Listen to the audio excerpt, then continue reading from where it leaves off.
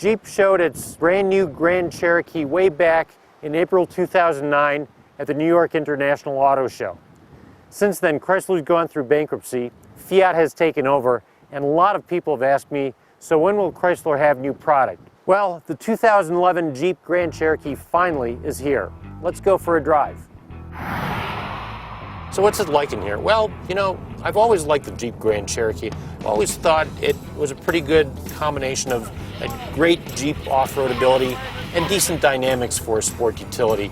Pretty decent handling, pretty decent ride.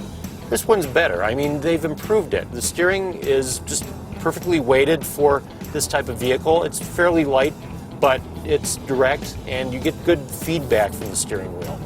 I like the ride and the handling. The handling is very good for a tall vehicle like this. It can handle the corners pretty well. It does start to wallow when you push it real hard, but I'm talking about pushing it way harder than most people would ever try a sport utility in the corners.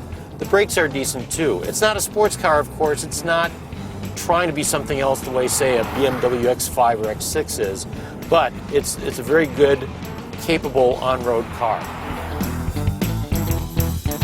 All right, so enough talk about all these electronic gizmos. We're at Moab. Let's go off-roading.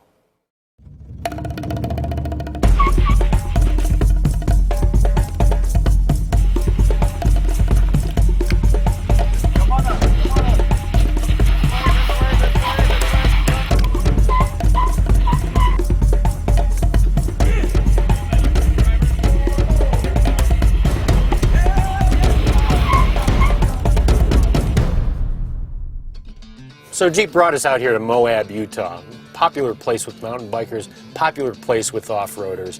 It's a pretty extreme place. I mean, we were on some pretty narrow rock. We were very steep going uphill, going downhill, into some sand. On top of the quadra-drive, quadra-track systems that Jeep has always offered in the Grand Cherokee, it's added this new Select terrain system for the 2011 model. Now, this is a system similar to what we've seen from Land Rover for several years. The driver gets to select the setting depending on what kind of road he or she is on. Most people will just set it in automatic and let it go. The serious off-roader will want to know about the sand and mud mode, which raises the ride height by a little bit more than 2.5 inches and adds a little bit more rear-wheel drive bias out of the four-wheel drive system. This makes it pretty easy to crawl up those very steep, rocky kind of terrains in extreme conditions. You hit the rock setting, and I only had to do this 2 or 3 times briefly in this 7 or 8 mile run, and it raises the ride height another ½ inch or so and adds a little bit more rear-wheel drive bias and gets you up those rocks that are seemingly impossible to drive up. On top of this, the Grand Cherokee retains a 37.1 foot turning radius, which is pretty car-like. The Jeep Grand Cherokee can do anything that any Jeep can do off-road. It can do anything that any Land Rover could do off-road. And yet it's better on-road than a Land Rover. It's more refined, more capable, smoother, handles better than most Land Rovers when you're on pavement, which is where most people still drive these. And it's less expensive. The Overland can get pretty expensive, but we're still not talking Land Rover sticker price territory. So this is a better deal for you.